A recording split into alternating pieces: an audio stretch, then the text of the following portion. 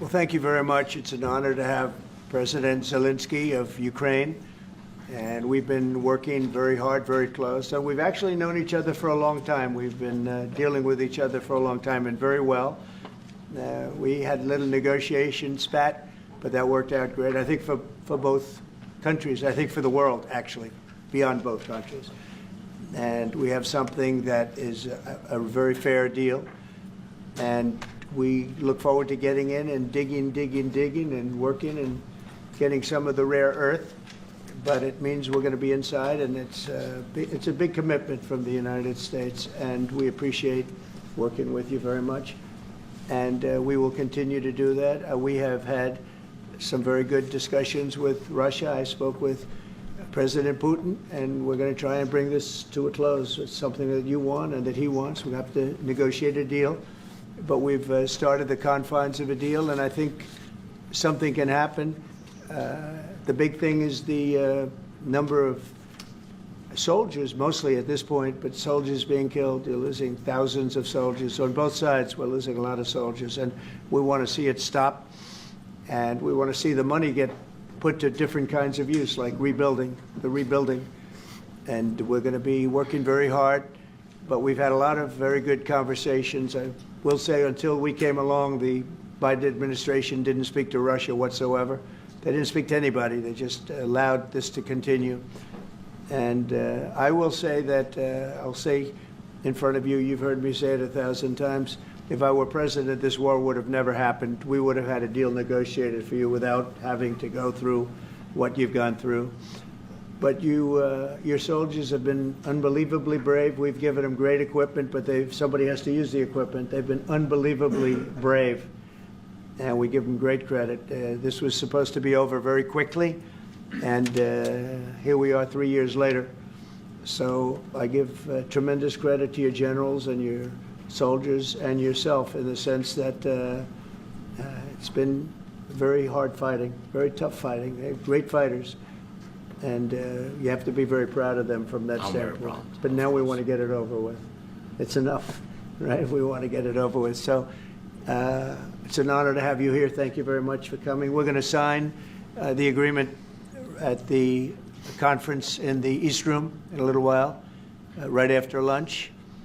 And we'll be having lunch together. We're also discussing some other things.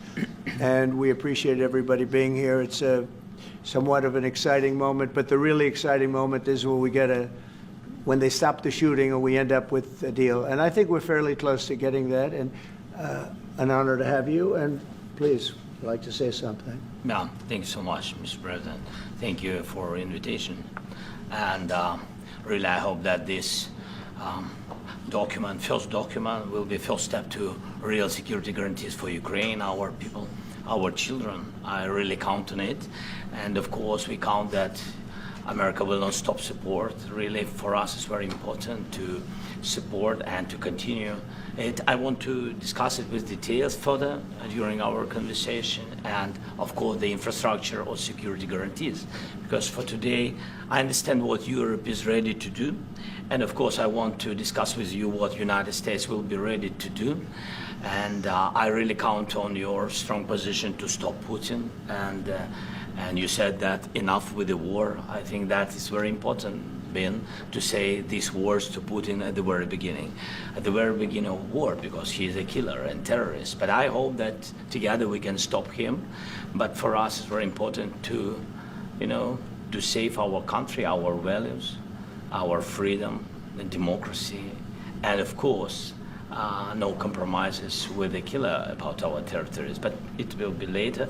And of course, what I wanted, we spoke about it by phone with you about the drones production. We have very good drones production. I think the best one in the world for today because of the war. Yes, and of course, we need very much the air defense. You have the best air defense in the world, and really you helped us under attacks of Russians, and I want to speak how we can exchange the licenses. We're open to share the licenses of all our drones with you, of course, with the United States, and we need licenses for quick production of air defense. Even after the war, we need our nation to be calm, that we are secure. So that's why we need this air shield. And of course, about this I want to speak about the contingents. I think that France and UK already spoke to you, and we know that Europe is ready, but without the United States, they will not be ready to be as strong as we need. And the last point, last not least, about exchange, about our people and children. And you know that these crazy Russians, that they stolen 20,000 of children, Ukrainian children. They changed their names, they changed their families, relatives, and now they're in Russia. We want to bring them back, and really, it's a big dream, task, and goal for me, and our warriors. By the way, Mr. President, we exchanged, released more than 4,000 warriors from Russian prison, but there are thousands more in the prison. I wanted to share with you some images, how it's just can I now? Yeah, please. 1 minute. Just you to understand in what circumstances, in what situation they are, and what the attitude of Russia to our prisoners. That guys, just you before and after. And you see before and after, just you to understand. Now thousands of such guys, ladies and men, there, and that, so they don't eat, they beat them, and they, so they do a lot of, bad things.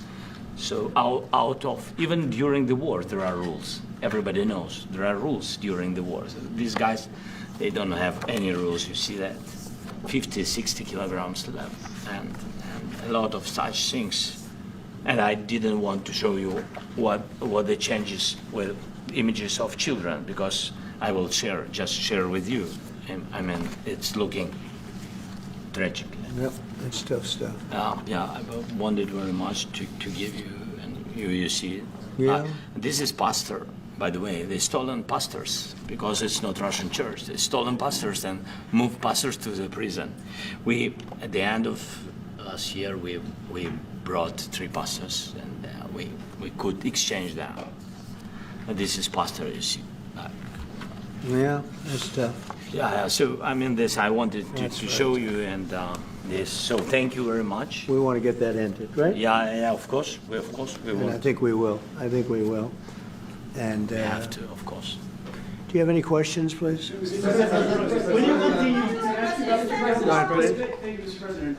With the, how much money is the U.S. going to put into the fund that is being created today, and how does this provide long-term security for Ukraine?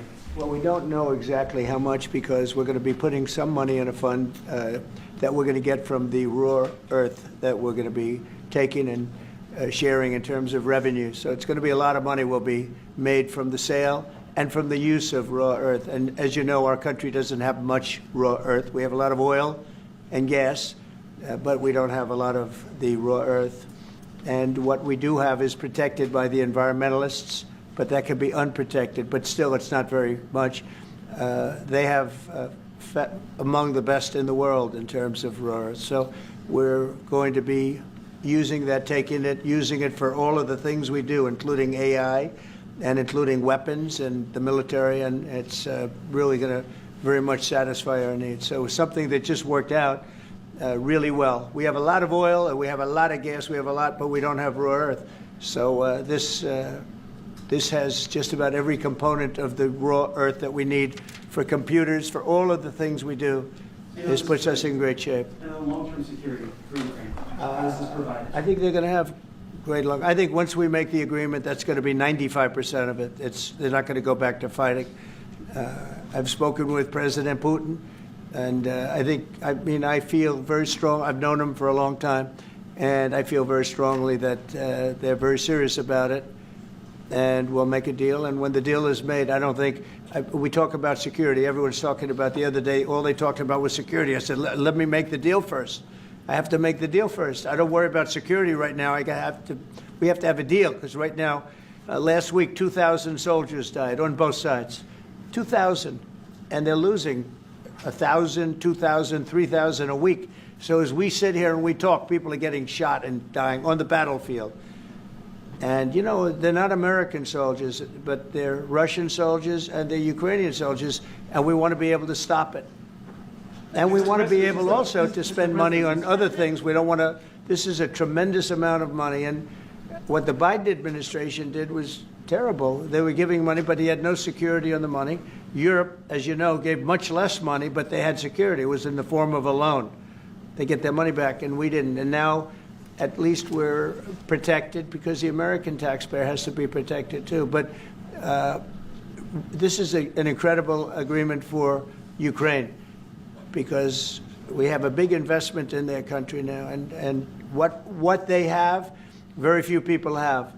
And we're able to really go forward with very, very high-tech things and many other things, including weaponry that we're going to use in many locations, but that we need for our country. This allows us to do that. Mr. President, will you continue? Will you Yeah, continue? I'm sorry. Can sending I? military aid? Yes, go ahead, please. If Yeah. I can just add, yes. In the document, there is one of the very important points. If we speak about business and investment, we never had LNG terminals in Ukraine. This document will open. I mean, the next documents, but anyway, here we see in the framework, we see a really good will for this. LNG terminals for us is very important, and I think for security of European continent. We have the biggest storage, gas storage. We have the biggest in Europe. Yes, and we can use it. You use it for LNG, use it for LNG, and we will do it. And really, we can help Europe because Europe really helped. President Trump said that they made less support, but they have our friends, and they are our very supportive partners. They really gave a lot, Mr. President. They did. Really, they did. They gave a lot, but they gave much less. No. Much less. No. Elite? No. Don't argue with it. No. Okay. Okay.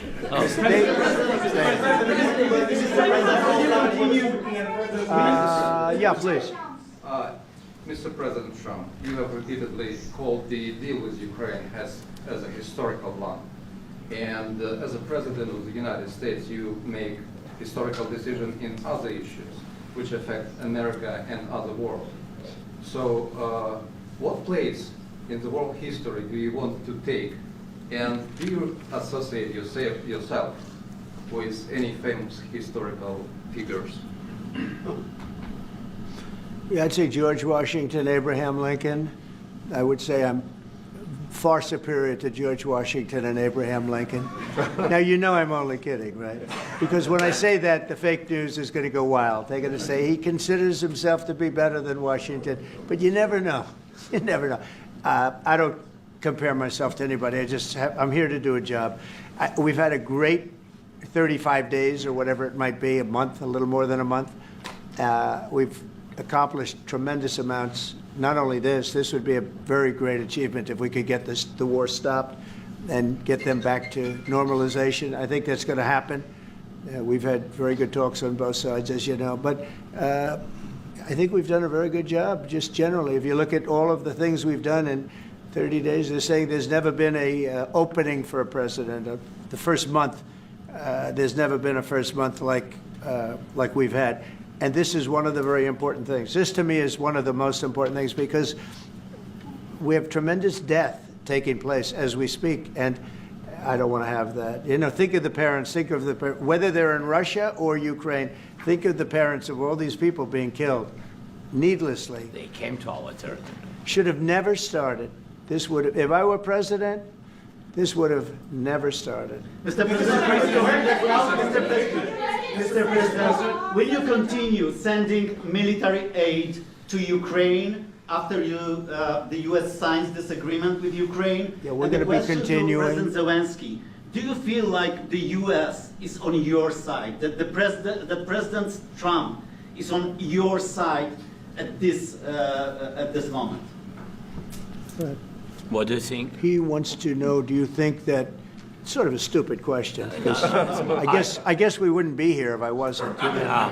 But I think that the United States on our side from the very beginning of occupation, and I think that President Trump on our side, and of course, I'm sure that the United States President will not stop support. This is crucial for us. It's important for us. Yes.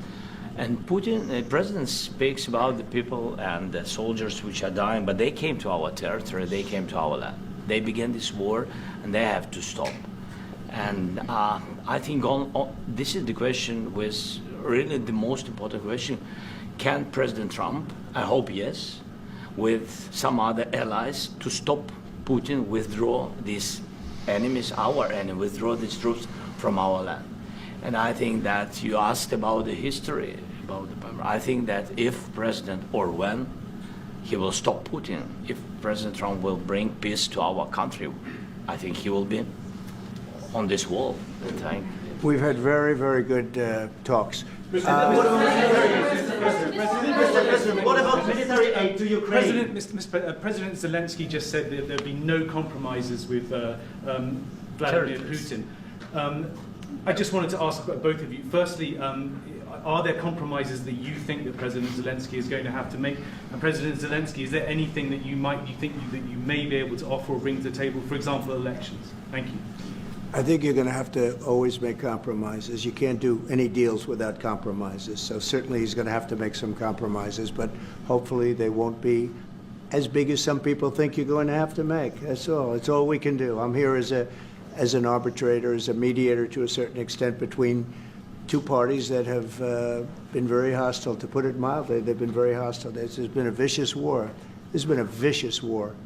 You know, it's a very level battlefield, and those bullets go out, and as I've said many times, we were talking about it with Pete, many times the only thing stopping those bullets is a human body. And in the case we're talking about, generally young human bodies are stopping a lot of bullets. It's dead level. That's why it's great farmland. It's great land. It's great farmland, but there's very little protection against the bullets that are being, and other things that are being shot. So all I can do is see if I can get everybody at the table and get an agreement. And I think we're going to end up with an agreement. Otherwise, I wouldn't probably be even here today. Mr. President, I've got two questions for you. You think ultimately your legacy will be the peacemaker and not the president that led this country into another war and ended foreign wars? And I've got a question. I hope it will. I mean, I hope I'm going to be remembered as a peacemaker. This would be a great thing if we could do this. I'm doing this to save lives more than anything else. Second is to save a lot of money, but I consider that to be far less important. So I hope I'm going to, thank you, Brian, for that question. It was a nice question. I hope I'll be known and recognized as a peacemaker. This would be a great thing to solve. This is a very dangerous situation. You know, this could lead to a third world war. This was headed in the wrong direction. If this election were lost, if we didn't win this election, and we won it by a lot, that was a mandate. We won every swing state. We won the popular vote by millions and millions of votes. We won everything. The districts, you look at the areas of red, take a look at a map. This was a big mandate, and this was one of the things. I said, we're going to get this thing settled. If we didn't win, I think this could have very well ended up in a third world war, and that would not have been a good situation. What was your second question? My second question for President Zelensky. No. Why don't you wear a suit? Why? Sorry? You're the highest level in this country's office, and you refuse to wear a suit. Just want to see, do you own a suit? You have problems. A lot of Americans have problems with you not Really? respecting I don't the have dignity such. of this office. I will wear a costume after this war will finish. Okay. Yes, maybe one, Maybe something like something this. like Yes, yours. sir. Yes, That'd be great. maybe something better.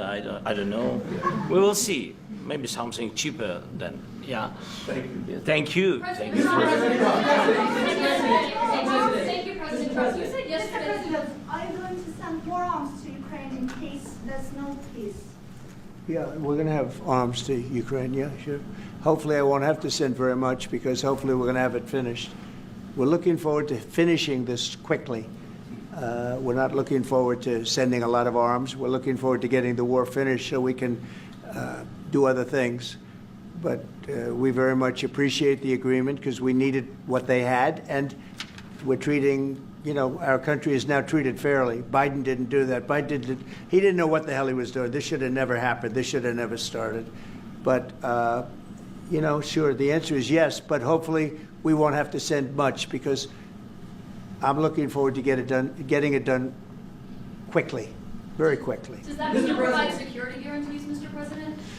I don't want to talk about security yet because I want to get the deal done. You know, you fall into the same trap like everybody else. A million times you said over and over, I want to get the deal done. Security is so easy. That's about 2% of the problem. I'm not worried about security. I'm worried about getting the deal done. The security is the easy part. Security is very nice. Everybody stopped shooting.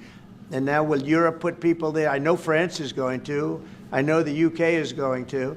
I know other countries are going to, and they happen to be right next door. We haven't committed, but we could conceivably. You know, we have security in a different form. We'll have workers there digging, taking the raw earth so that we can create a lot of great product in this country. So in that sense, you have something, but we haven't determined that yet. I will say, in speaking to France and in speaking to, and they were here, as you know, last week and just the other day, they have committed to a lot of security. I don't think you're going to need much security. I think once this deal gets done, it's over. Russia's not going to want to go back, and nobody's going to want to go back. When this deal ends, I really believe this deal is going to be over. Question? Yeah, please go ahead. Thank you. Go ahead, please. Thank you so Yeah. much. Mr. President, thank you. Thank you. Macron and Keir Starmer at the White House this past week, both of whom praised your courage and conviction to lead the pathway towards peace. Yes. Part of that involved, though, re-engaging with Russia in diplomatic relations, something that previous leaders lacked the conviction to do so. What gave you the moral courage and conviction to step forward and lead that? Well, I love this guy. Who are you with? One American News, sir. Well, that's why I like him. One American News does a great job. I like the question. I think it's a very good question. It's a pathway to peace. It's a pathway to getting something solved. And I feel that as the head of this country, I have an obligation to do that. Plus, you know, we're very much involved. We got involved. It's too bad we got involved because there should have been no involvement because there should have been no war. And there shouldn't have been October 7th. That would have never happened. As you know, Iran was broke. They had no money to give to Hezbollah. They had no money to give to Hamas. They were stone cold broke. And then under Biden, they became rich as hell. They went from no money to $300 billion in a period of 4 years. And they gave a lot of that money away, and you see what happened. And that's a real mess also that we hope to be able to solve. But no, I appreciate your question very much. It's just, I feel I have an obligation to try and do something to stop the death. If I can answer, yes, if I can answer, Please, sorry, go ahead. please. And I do like your clothing, by the way. Yeah, really? Even though I think he's a Yeah, great guy, by the way. But I don't know if you two like each other. But you know what? I think he's dressed. I think he's why? dressed I like beautifully. this guy. I don't know I think him. he's dressed beautifully. So I have more serious things than answer on such Yes, questions. sure, that's a I will good- answer on more serious good questions if I can. statement. Yes, good. Yeah. So please, about security guarantees and about just ceasefire. We can't just speak about ceasefire and speak. It will not work. Just ceasefire will never work because I'm like a president. I have this experience, and not only me. Ukraine before my presidency, from the 2014, Putin broken 25 times. 25 times he broken his own signature. 25 times he broken ceasefire. But he never broke to me. He never broke to me. No, you were the president. He You never were the broke- president he during. never broke to me. In 2016, you've been the president, Mr. President. You've been the president, but he had, of course, not with you, but he had during those periods. He had conversations with our side, and we had Normandy format. You know, the France, Germany, Ukraine, and Russia, and he broken 25 times. That's why we will never accept just ceasefire. It will not work without security guarantees. Security guarantees, maybe President is right about this document and other, but this document is not enough. Strong army is enough because his soldiers afraid, Putin's soldiers afraid of our soldiers when we're strong enough. If we are not strong enough, if we are empty, if our storage is empty, we can't defend our land. Today, you know, he knows that we have all the world knows that we have meeting. Yes, why he's using ballistic? Putin today using ballistic on our hospitals, schools, and etc. Ballistic. So he knows that we are here and that President Trump is really have goodwill to stop this war. And you hear now the president. So why he's using? So he doesn't want to stop. He doesn't want. But I hope that we will do it. Really, we'll do it. Security. When we speak about security guarantees, when the Europeans are ready for contingents, they need USA backstop. If there will not be United States, we will not never have any contingents, strong contingents from the Europeans, because they don't want to divide alliance connection between the United States and the main and strongest ally and Europeans. And this is crucial. This is important. That's what we want to speak about very much. This is very important. And air defense. So air defense, really, we have big deficit with all these systems, and we need to provide this. We need it very much. Otherwise, Putin will never stop, and will go further and further. He doesn't want. He hates us. You know, it's not about me. He hates Ukrainians. He thinks that we are not a nation. He thinks, and he shares these thoughts. I think maybe with your team also. I don't know, but with all the Europeans, in media, officially and not, he always said that there is no such country, such nation, such language, and such life like Ukrainian. No, he really doesn't respect all the Ukrainians, and he wants to destroy us. And you are right, Mr. President, that's 2%. This document, maybe other documents, it's a very good start, very good, but it will not enough to stop this person. Should Russia change and rebuild Mr. President, may I one more question, please? Yeah, go ahead. I asked President They have to Zelensky pay. this question. He This didn't is like the rule. because- This is the rule of the because war. I'm This is sorry. the rule of the war. During all the centuries, all the history, this is the rule of the war. Who began, those pay. This is the rule. Putin began this war. He has to pay all money for innovation. He has to pay. Of course, some Russian assets, what we have in Europe, about 300 billion, we can use them. We can use for innovation and buy military support from the United States also. We can do it, but it's not enough. It's Mr. not enough. President, I asked this question that you didn't like because I wanted to know. Go ahead, please. Wait 1 second. I asked this question that you didn't like because I wanted to know if you want to position yourself in the middle between Russia and Yes, Ukraine, I or do. on the Ukraine side. No, I'm in the middle. I want to solve this thing. I'm for both. I want to get it solved. And it's wonderful to speak badly about somebody else, but I want to get it solved. If we can solve it, great. If we can't solve it, they're going to have to fight it out, and who knows what's going to happen. But I want to see it get solved. May I follow up? One more question about U.S. troops in Europe.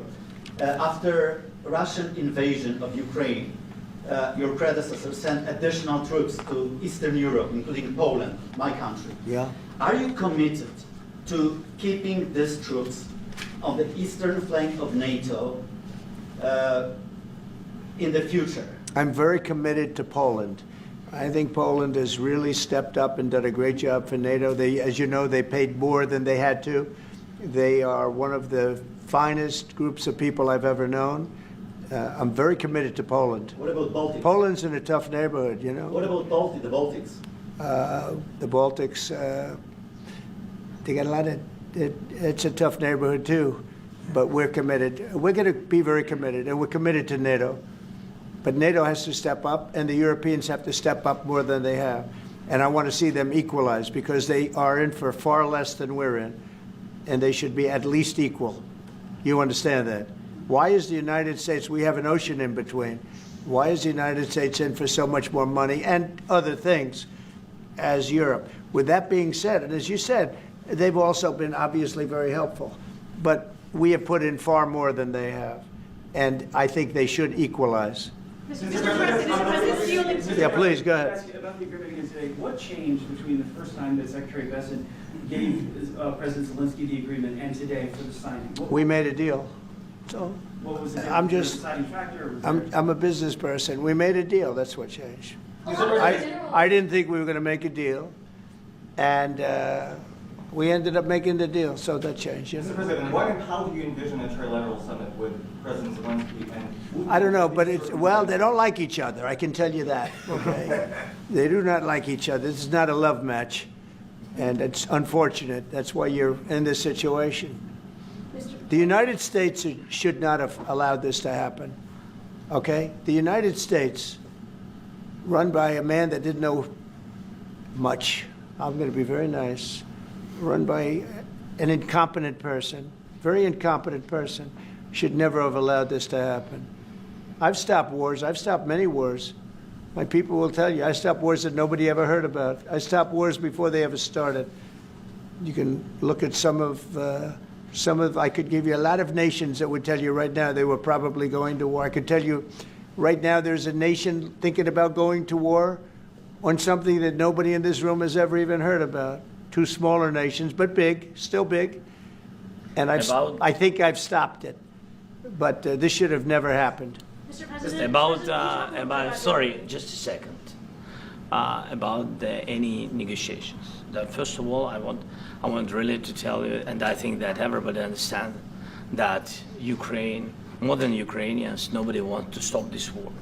But at the future, any negotiations, it's understandable that two sides of the war, not Russia and the United States, because this is not the war between Russia and the United States. This is a war of Russia against Ukraine and Ukrainian people. So these two sides will be at the anyway will be at the negotiation table. Then of course United States, like the strongest partner of the Ukraine, and of course Europe. I think Europe is very important. I want to speak about it with the president. Yes, Europe is very important for us because we really defend Europe for today. All Europeans really recognize that we are defending the line, and they have real life, and our people are dying. That's why they helped us. And also, it's about the NATO. Yes, between, like the president said, you have big, nice ocean. Yes, between us. But if we will not stay, Russia will go further to Baltics and to Poland, by the way. But first to the Baltics. It's understandable for them because they've been in the USSR. You know, they've been one of the republics of the USSR, and Putin wants to bring them back to his empire. It's a fact. And when he will go there, if we will not stay, you will fight. Your American soldiers, it doesn't matter, do you have ocean or not, your soldiers will fight. Mr. President, would you be willing to visit Ukraine, maybe Kyiv or Odessa, which is known to be at the review of Black Sea? It was my question. Yeah. Sorry. I don't want to talk about Odessa now. Let's not talk about Odessa. I want to talk about making a deal, getting peace. We don't have to talk about Odessa, but a lot of cities have been destroyed. There are a lot of cities that are not recognizable. There's not a building standing. No, and a lot of things have Mr. President, you have to come and to look. No. We have very good cities. Yes, a lot of things have been destroyed, but mostly cities alive, and people work, and children go to school. Sometimes it's very difficult. Sometimes closer to front line, children have to go to underground schools or online. But we live. Ukraine is fighting, and Ukraine lives. This is very important. And maybe it's Putin is sharing this information that he destroyed us. No, he lost 700,000 people, 700,000 soldiers. He lost everything. Yes. So. Mr. President, when did you last speak? One more. I mentioned Mr. President, thank you. Please, Mr. go ahead. President, when did you last speak with President Putin, and what did he say that? A couple of days ago. And what did he tell you that gave you the assurance that he wanted peace? Well, that's what I do. My whole life is deals. I know pretty good. And I've known him for a long time. I've dealt with him for a long time. He had to suffer through the Russia hoax. You know, Russia was a hoax. It was all Biden. It was nothing to do with him. So he had to suffer through that, and he was able to do that. I think that he wants to make a deal, and he'd like to see it end. That's all I do. That's what I do. My whole life, that's what I do, is make deals. And I'm in the middle of a mess, because this is a real mess. It's a very dangerous one. If this doesn't get solved now, it's not going to get solved for a long time. So I hope we're going to get it solved. In the back, please. Thank you, Mr. President. Prime Minister Starmer claimed repeatedly that his government believes in free speech and was not engaged in censorship. But his country's government arrests people for memes and thought crimes, and even more worrisome is pressuring American companies to censor Americans on its behalf. How can he be a reliable, trustworthy partner when he says things that are demonstrably false on such an important topic? Well, we actually spoke to him about that yesterday, and we thought they took it very, very much too far. JD was very strong on it, so was I, so was Marco, and we've been speaking to him about it. Marco, would you like to say something about that? We have concerns, obviously, with the conduct of those, particularly as it impacts Americans. And there's real concern that American speech, which is online, could fall into the hands of British or any country's jurisdiction. And so this is a point the Vice President made in Munich, and I think it's a very compelling one that what unites us with Europe, as much as anything else, is these shared values, and one of them being free speech. And so if Americans are threatened by it, we're going to need to take action in that regard. JD? It's actually a very important question. We spoke about this in detail with the Prime Minister, the Foreign Secretary, and others at lunch yesterday, and I know that Secretary of Commerce Lutnick followed up in private meetings last night. This is really important. We believe Americans have the right to speak their mind, even if we in this room disagree with them. They have the right to speak their mind in the public square, which is often online these days. And we're going to defend that right as it pertains to American companies and American citizens vigorously if we have to. I do think that under the President's leadership, we're going to find common ground with our friends in the UK on this question, but it remains to be seen. The principle that will guide us is we believe in free speech in this country, and we'll fight for it for American citizens. Mr. President, on the deal, is there any other oil and gas component to the deal? Is it all critical? A little bit. We'll see. On LNG? But we're not really looking for that so much. We got a lot. We have more than anybody in the world, by far. So no, we're not talking about it too much, but a little bit. I think it affects also, but for the most part, no. And sir, is there any agreement from Ukraine to purchase U.S. LNG as part of the deal, or is that on the table at all? No, Mr. President, we don't need that. Mr. President, I just wanted to ask you about, you just mentioned that you'd spoken to Vladimir Putin a couple of days ago. Just to be clear, that's a new call, not the one that you were I've spoken to him on numerous occasions. Okay. And how was the latest call? And what did you discuss? How did it go? Are you serious with that question? I am. I'd love to know. It went well. I think we're going to have a deal. On the minerals deal, Mr. President, some of those minerals are in the east of Ukraine, not far from the front lines, and in areas that Russia... A very good question. Thank you so much. Will you direct President Putin to withdraw his forces from those areas if there's U.S. interest? Well, we'll take a look at the time. We have a lot of area. It's a very big area we're talking about, so we'll take a look. I'll study that, and I'll see. And who would protect those minerals if they are U.S. interests? Would that be Ukrainian They'll be forces, protected. European The agreement forces? will protect them. US The agreement, forces? yeah, we're signing an agreement. You know? Right, but what if Russia tries to invade or orders Russian aggression in those spots? I just told you, I don't think that's going to happen. And if that were going to happen, I wouldn't make a deal. If I thought that was going to happen, I wouldn't make a deal. Some people may wonder why... You know, they ought to focus on CNN on survival, not asking me these ridiculous questions. Right. Focus on surviving, because CNN's got such low ratings, I don't think they're going to survive. Let's go. Yeah, please, go ahead. One more. Since I already mentioned Poland. Poland was under Russian control for decades after the Second World War. When I was a kid, I looked at the United States not only as a most powerful country, richest country in the world, the country that has great music, great movies, great muscle cars, but also as a force for good. And now I'm talking with my friends in Poland, and they are worried that you align yourself too much with Putin. What's your message for them? Well, if I didn't align myself with both of them, you'd never have a deal.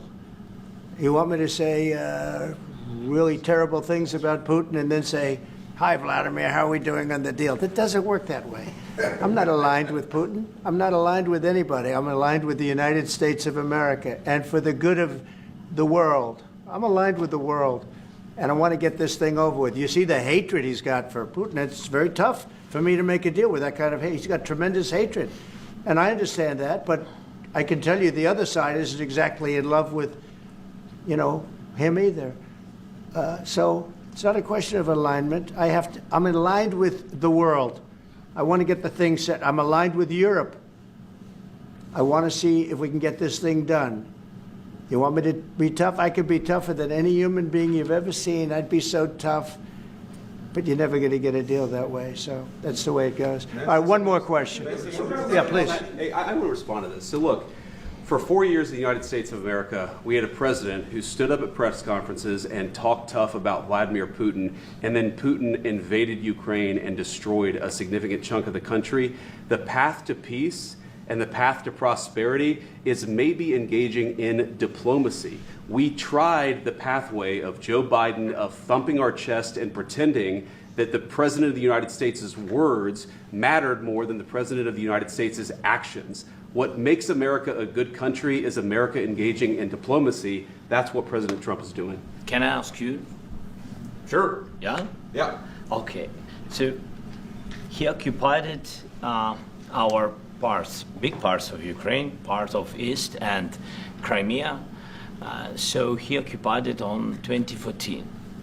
So during a lot of years, so I'm not speaking about just Biden, but those time was Obama, then President Obama, then President Trump, then President Biden, now the President Trump, and God bless, now President Trump will stop him.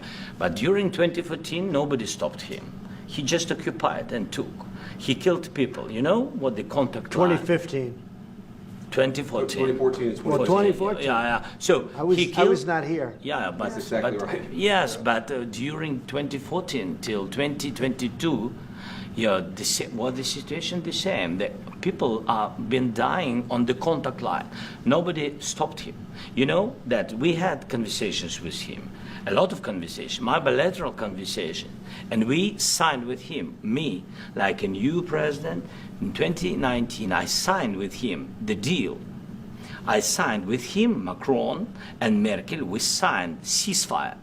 Ceasefire, all of them told me that he will never go. We signed him with gas contract. Yes, but after that, he broken this ceasefire. He killed our people and he didn't exchange prisoners. We signed the exchange of prisoners, but he didn't do it. What kind of diplomacy, JD, you are speaking about? What do you mean?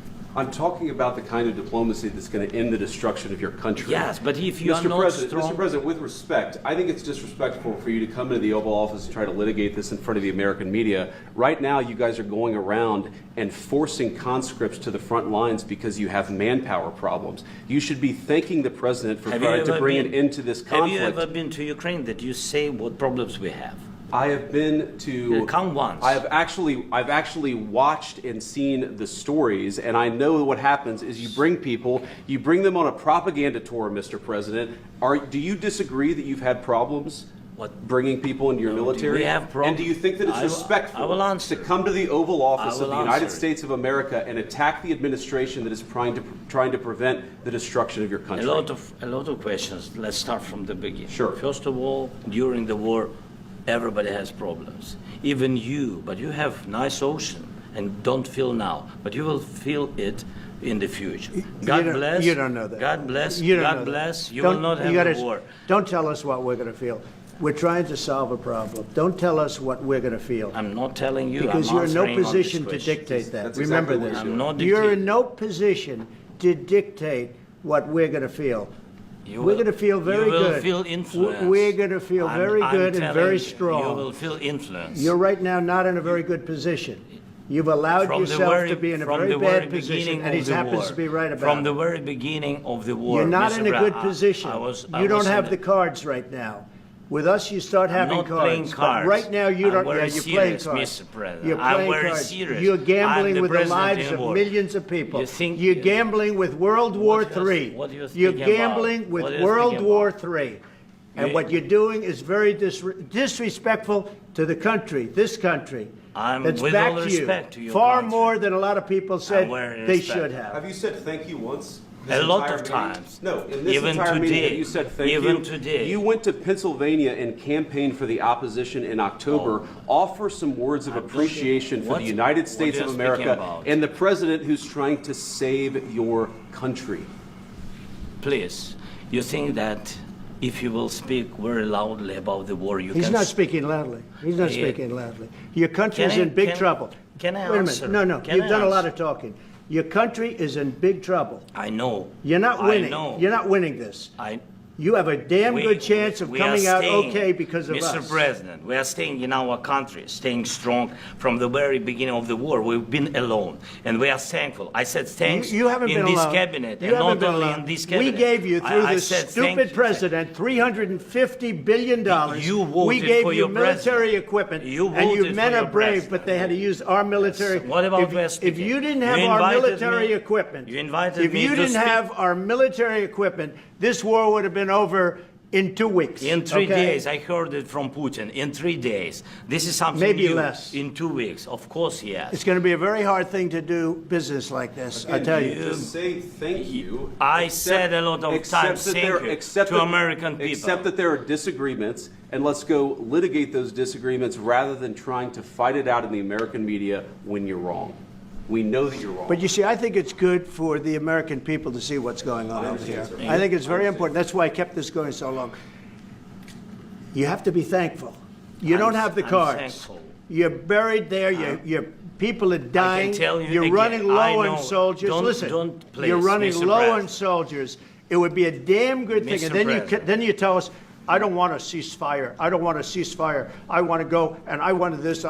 Look, if you could get a ceasefire right now, I tell you, you take it so the bullets stop flying and your men stop getting killed. Of course, we want to stop the war. But But you're I saying said, you don't want a ceasefire. But I said to you, I want a ceasefire. with guarantees. Because you'll get a ceasefire faster than an agreement. Ask our people about ceasefire, what they think. That wasn't it doesn't with matter me. for you what. That what wasn't this with me. nation- it That was wasn't with you. a guy named Biden, who was not a smart person. But this That is was your, with, this that was is with your Obama. president. It was your president. Excuse me. That was with Obama, who gave you sheets, and I gave you javelins. Yes. I gave you the javelins to take out all those tanks.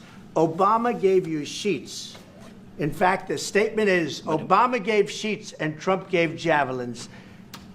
You got to be more thankful, because let me tell you, you don't have the cards. With us, you have the cards. But without us, you don't have any cards. One more question to Mr. Vice President. I'm sorry. Going to be a tough deal to make, because the attitudes have to change. What if Russia breaks ceasefire? What if Russia breaks these talks? What do you do then? I understand that it's a heated conversation right now. What are you saying? She's asking, what if Russia breaks the ceasefire? What if anything? What if a bomb drops on your head right now? Okay? What if they broke it?